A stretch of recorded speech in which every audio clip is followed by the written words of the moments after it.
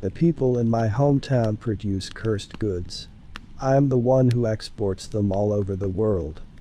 Story writer located. I was born in a town hidden behind the deepest and darkest forest. The golden fence posts surrounding our community stand tall and shine brighter than the sun. Behind the fence are people with the strongest spirit I have ever encountered, making the most bizarre and precious goods. Tattletoe is the most beautiful town I've ever seen, but I wouldn't wish for anyone to visit it.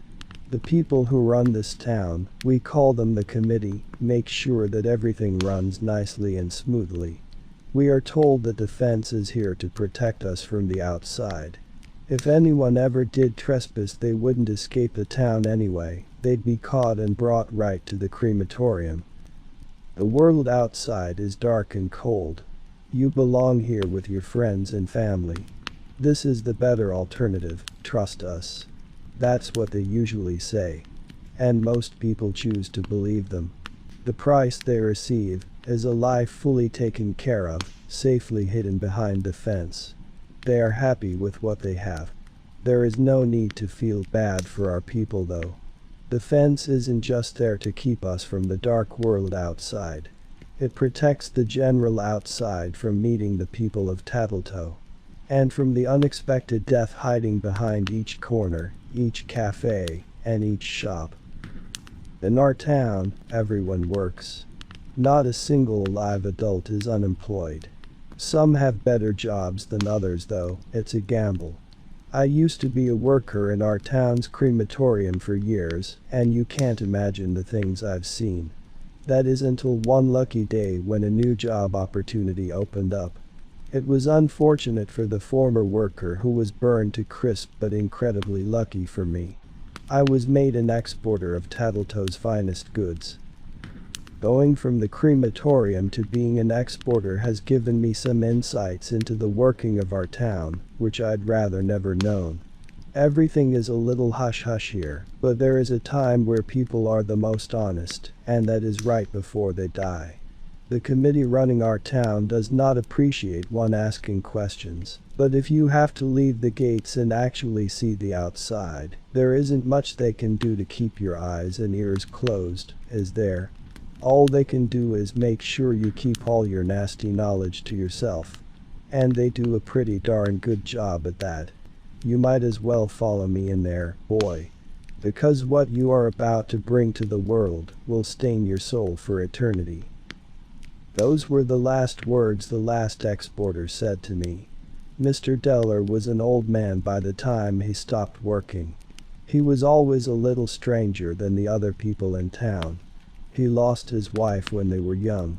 Only ever had one child. A son, and he only ever had one daughter. This is something quite unusual in our town. Having many children gives you a lot of prestige. I didn't care what this would do to my soul though. I was just happy to get away from the smell of burning corpses. No cinnamon in the world can overshadow the smell when you are right at the source. Before leaving Tattletoe with my very first truck full of goods, I took a tour through town. Simply to see what kind of things I would be sharing with the world and have a little chat with the ones who make them. I started with the outer part of the town. The green and peaceful area where our gardeners take care of beautiful fruits and vegetables. The main thing being grown here is citrus fruits. There are lemon and lime trees as far as your eyes can reach. I walked up to one of the trees, got on my tiptoes, and moved my nose as close to the fruit as I could to get a sniff of fresh lemon. What do you think you're doing, boy? The gardener was standing right next to me now, staring me down with a gaze full of anger. I'm not touching, I exclaimed. He sighed. Why try to smell something you can never have? Believe me, these lemons are no good. You are lucky not to try them. The limes are even worse. Why are they no good? They look amazing. I responded.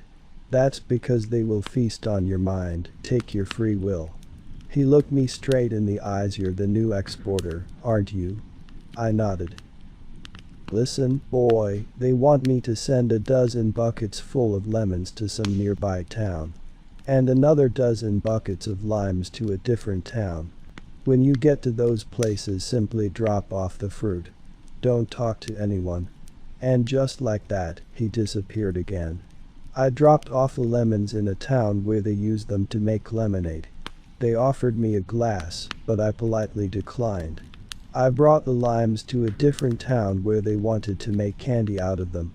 I don't know if I could have said no to those, they smelled so damn good. However, the gentleman didn't offer. When I saw the stains on his shirt, which looked a little too much like blood, I guessed it was for the better anyway. I think that was the moment when I started realizing that the people who import the goods from Tattletoe are a little odd themselves. Although I was astonished at how insanely happy the people in both those towns looked. Not a single person was frowning. Their big smiles still haunt me. I know what hostages look like, and they certainly were not living in those towns voluntarily.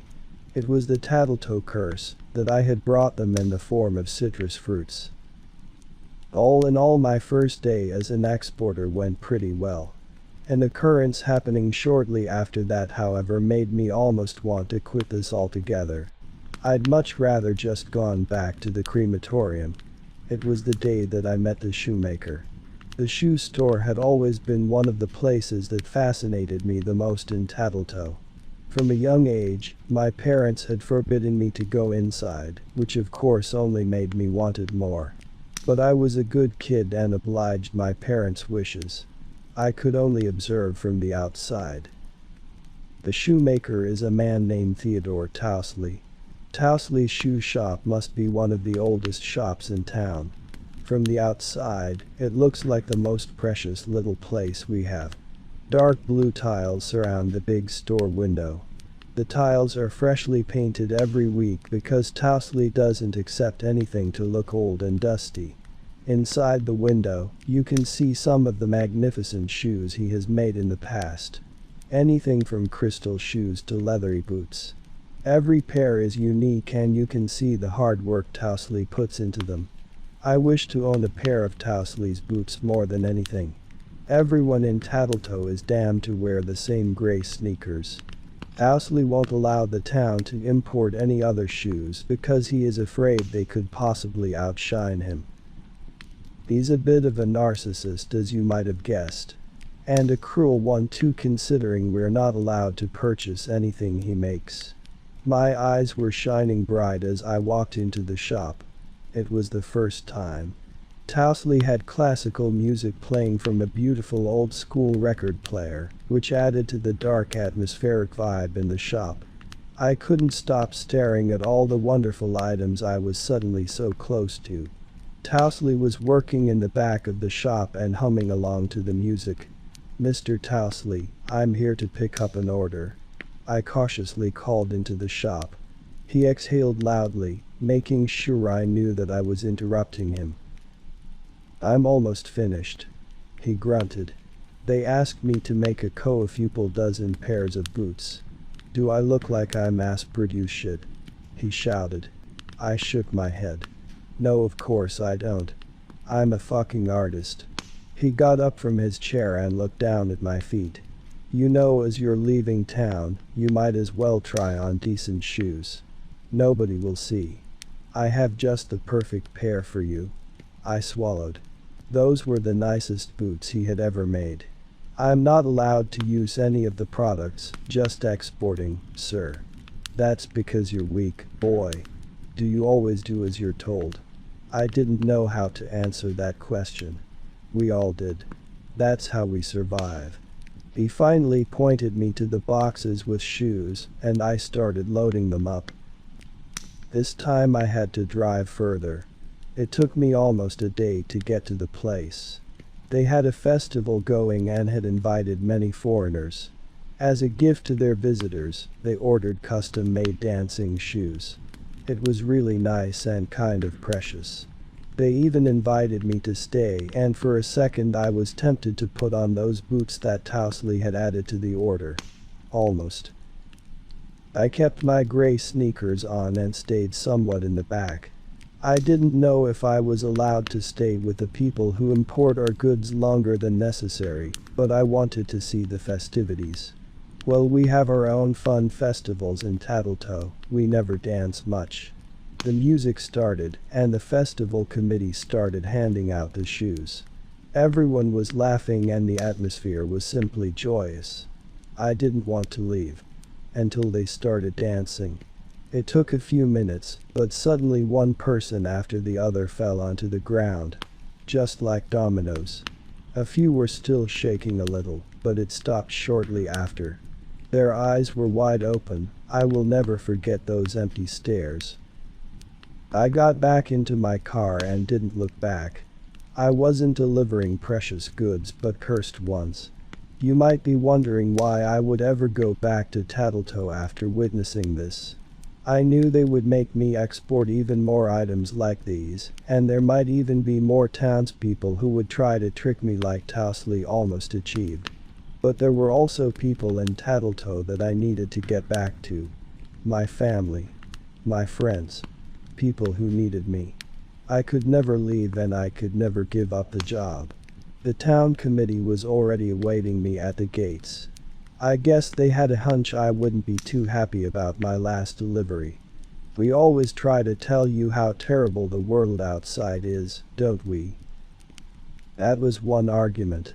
Of course, there was also the argument that they would kill my family if I ever disobeyed.